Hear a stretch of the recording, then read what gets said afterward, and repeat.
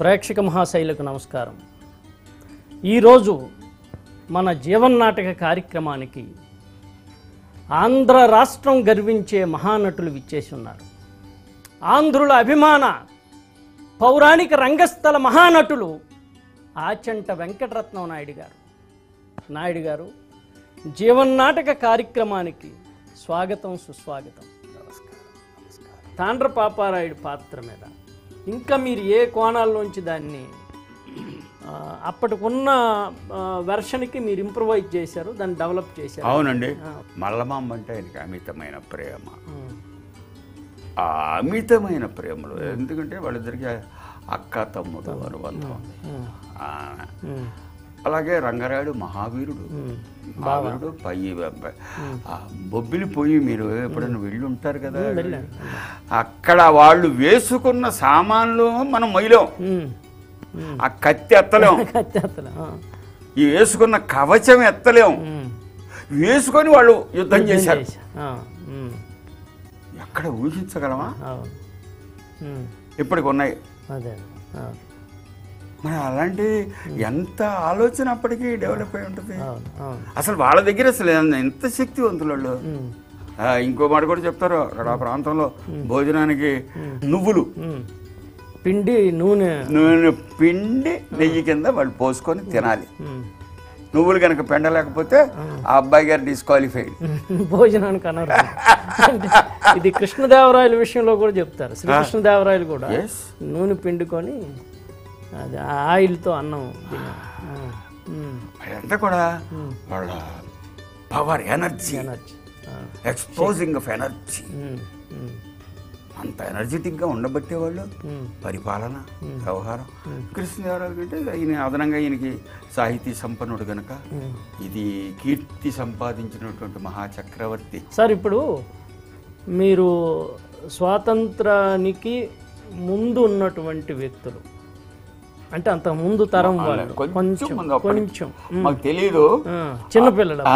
కానీ ఆ స్ఫూర్తి ఆనాడు ఉన్నటువంటి స్వాతంత్ర ఉద్యమం కానీ, ఆనాడు ఉన్నటువంటి నాయకుల తాలూకా ఉపన్యాసాల వల్ల వచ్చినటువంటి ఉద్రేకం కానీ, ఉత్సాహం కానీ, అవన్నీ మీ చిన్నతనంలోనే నరనరాన జీర్ణించబడి ఉంటాయి. అప్పటికి మాకు సీతారామరాజు, ప్రకాశం పంతులు గారు కాల్చరా తెల్లదొర అన్నటువంటి ఇన్సిడెంట్, సీతారామరాజు గుండెలో వందే రూదర్ఫర్డ్, పైపచ్చ నాటకాలు, ఆ తర్వాత నాటకాలు కూడా ఆడాం, చూడడం, ఇవన్నీ కూడా అనుమానం ఏం లేదు. మాకు దేశభక్తి ప్రబోధితాలు. ఆ కాలంలో అసలు ఈ నాటకాలే ఒక ఉద్యమంగా వచ్చాయి. ఎస్, మా భూమి, గాంధీ విజయ ధ్వజం, గాంధీ విజయం అదే నాటకం. ఇవన్నీ అంటే స్వాతంత్రాన్ని కోరుతూ, అపేక్షిస్తూ, అభిలషిస్తూ, ఆకాంక్షిస్తూ వచ్చినటువంటి నాటక పరంపర ఉంది. అందులో అనుమానం లేదు. మరి అటువంటి నాటకాల్లో ఏదైనా మీరు వేయటం అప్పటికి వేయటం జరగలేదు సార్. లేదు, అప్పటికి ఎంత వయసు ఆడగలిగే అంత 47 కదా, మన 42 మూమెంట్. 42కి నాకు ఎంత ఉంటే 7 years. పోనీ 47 తీసుకున్నా, 7 + 7 14 years. 14 years ఇంకా స్కూల్లోనే ఉన్నాను.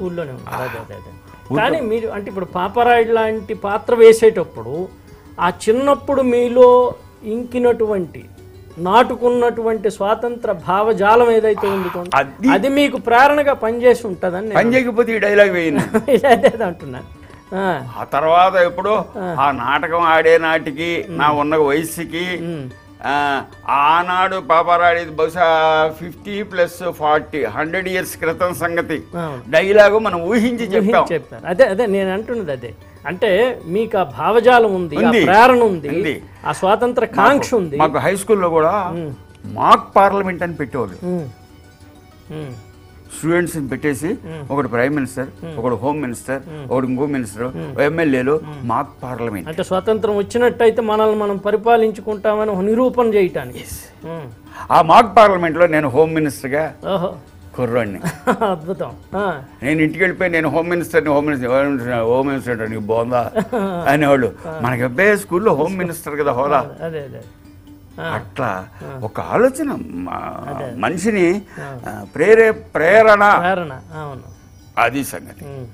సార్ ఇప్పుడు మీరు పోషించినటువంటి పాత్రలో జలంధర పాత్ర ఒకటి చాలా మంచి పేరు, గొప్ప పేరు తెచ్చిపెట్టింది. తులసి జలంధర. ఆ పాత్ర విశేషాలు, ఆ నాటకం గురించి ప్రేక్షకులకు తెలియజేస్తే. సామాన్యంగా ఇప్పుడు కురుక్షేత్రం, హరిశ్చంద్ర ఇవన్నీ కూడా స్టోరీస్ అందరికీ తెలుసు. తులసి జలంధర అనే స్టోరీ చాలా తక్కువ మందికి తెలుసు, అంత ప్రాచుర్యం లేనటువంటిది. భారతంలోనో భాగవతంలో ఎక్కడో మూల ఉన్నటువంటి స్టోరీ. మనకు ఒకప్పుడు సినిమా వచ్చింది గగ్గయ్య గారితో, ఆయన ఎప్పుడు మర్చిపోయారు. ఇలాంటి తులసి జలంధరుడు ఆమె భర్త పేరు. ఆడొక రాక్షసుడు అని పెళ్లి చేసుకున్నాడు. అంతకుముందు ఈమెను ఇంద్రుడు వరించాడు, తిరస్కరించింది. పెళ్ళైన తర్వాత వాడి పని, డ్యూటీ అదే కదా.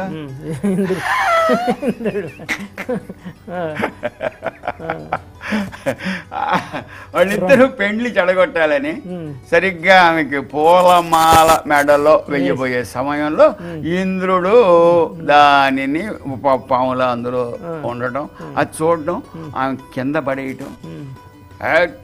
నేనంటే నీకు లెక్కలేదు, మెడలో వేయవలసిన మాలను కింద పడచేసావా, కాబట్టి నిన్ను అసలు నేను భార్యగా స్వీకరించను, అవమానించు అనేసి ఆయన తిరస్కరించిపోతుంది. ఇట్లా సాగిపోతూ ఉంటుంది. అప్పుడు తర్వాత నారదుడు నెమ్మదిగా, ఏమా ఇట్లాగే ఉండిపోతావా, ఇటువంటి సమస్యలు వచ్చినప్పుడు నారదుడు వస్తుంటాడు. అడే స్టోరీ లింక్ క్యారెక్టర్, యుగ యుగాలుగా ఏ యుగ క్యారెక్టర్.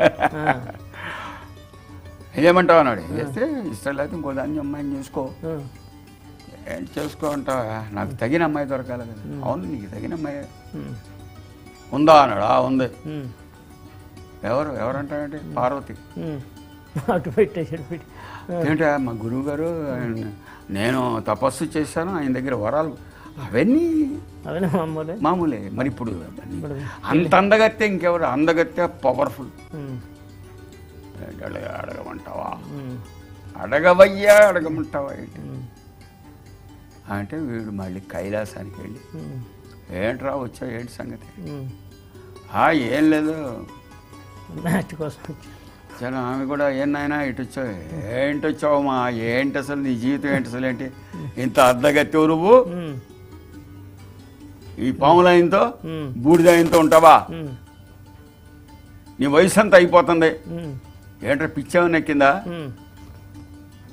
మహేశ్వర ఒకనాడు నన్ను ఏ రోగంలో చేరకుండా నాకు అనేక వరములనిచ్చి ఈనాడు సంపూర్ణ ఆరోగ్యవంతుడు అని అడుగుతుంటివే, ఇంతకు నీ మతి నీ స్వాధీనం అనుకున్నదా, ఊరిపించుకుంటావుడక, ఎవరితో మాట్లాడుతున్నావో తెలుసా, తెలుసు, సురాసుర క్షీర సాగర మదన సమయమందు ఉద్భవించిన ఆలాకలము దాగి గంగ వెరులెత్తి గంతులు వచ్చిన శంకరుని ముందర నిలిచి మాట్లాడుతుంటుంది.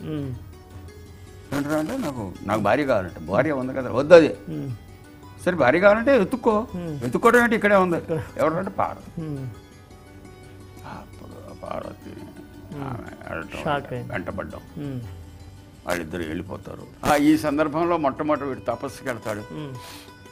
తపస్సుకు వెళితే శంకరుడు ప్రత్యక్షం అవుతాడు. ఆ సందర్భంగా ఓం నమః శివాయ,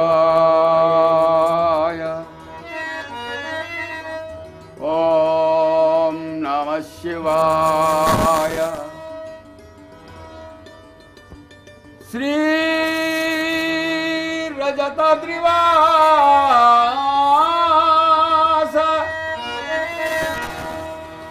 మహాదేవా, ప్రత్యక్షమైతివా, వరమీయ వచ్చితివా తండ్రి, ధన్యుడను మహాదేవా, ధన్యుడను. శ్రీ రజతాద్రివాస, శ్రీ రజతాద్రివాస గిరిజేశ మహేశ ఫణేందు భూష దుర్వార మహాఘనాస మృదు భాష సుహాస శుభ ప్రకాశ గంభీర విచిత్ర వేష హరిభీషణ శ్రీశ ముఖావరేష నుచారుణ పార దాసుడ దాసుడ మదాసల దీర్పగదై శంకరా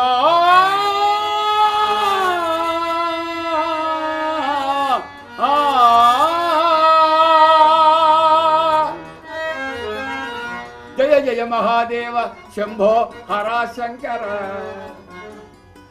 విశ్వంబరా దివ్య శృంగార గంగా తరంగాంతరంగ దయాపాంగ గౌరీయుతార్థంగ సర్వేశ్వర శాశ్వతైశ్వర్య సద్భక్త సంసేవితానంద పాదారవింద సదానంద దీప మహమ్మేరు చాప కృపాబ్ధి స్వరూప అఖండ ప్రతాప నిరూప అపారంబునయ్యప్పు నీదౌ కృపం చూపినావా శివా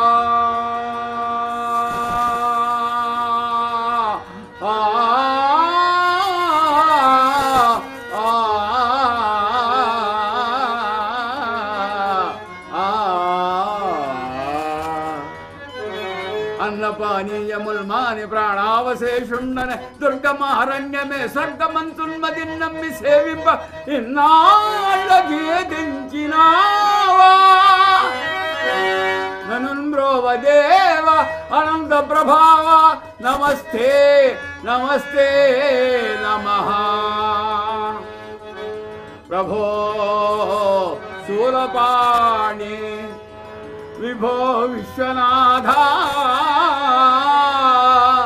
శివాకాంత శాంత స్మరారే పురారే త్వదన్యో వరేణ్యో నమన్యో నగణ్య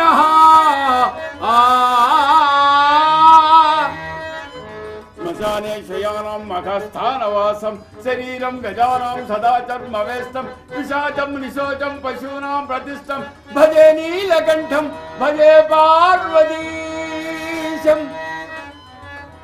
జయత్వదభ్రవిభ్రమద్భ్రమద్భుజంగమస్ఫురద్ధగద్ధగత్ వినిర్గమత్కరాళ భారహవ్యవాన్ ధిమిద్ధిమిద్ధిమిద్ధిమిద్వనన్మృదంగ తుంగ మంగళధ్వని క్రమ ప్రవర్తిత ప్రచండ తాండవ శివా అగర్వ సర్వ మంగళా కళా కదంబ మంజరీర సప్రవాహ మాధురీ విజృంభణ మధువ్రతం నరాంతకం పురాంతకం భవాంతకం మగాంధకాంధకాంధకాంధకాంతకం తమంతకాంతకం భజే భజే భజే మహాదేవ మహాదేవ ఈ సృష్టిలో నీ చేతను నీ త్రిశూలము చేతను తక్క ఎవరి చేతను నాకు చావు లేకుండా వరమేయమని ప్రార్థించుతున్నాను మహాదేవ. ధన్యుడను మహాదేవ. నీ వశంగిన ఈ శంఖమును శరమున దాల్చదను. ఈ శంఖమున శరమున ఉన్నంత వరకు నాకు చావు లేదని కదా మీరు నాకు వరము ప్రసాదించినది. సంతోషం మహాదేవ, సంతోషం సంతోషం సంతోషం. వీడు జరచేత సంధింపబడిన వాడు కనుక జరాసంధుడు. ధర్మ నిర్మాతలమను అజయ్యులముకు మేము ఎక్కడో చోట తప్పు చేయడం, గొప్పకి నిప్పంటించుకోవడం.